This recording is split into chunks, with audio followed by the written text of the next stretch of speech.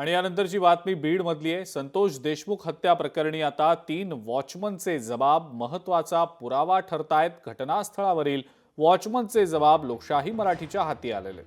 आवादा energy प्रकल्पावरील वॉचमनचे जबाब समोर आलेले आहेत।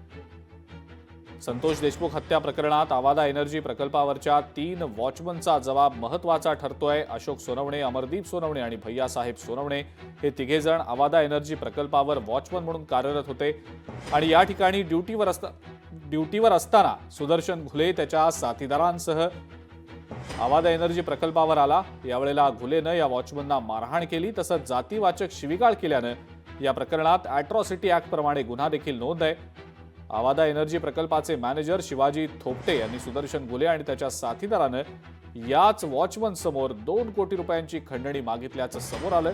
ही खंडणी दिली नाही तर कंपनी बंद करतो अशी धमकी देखील दिली होती।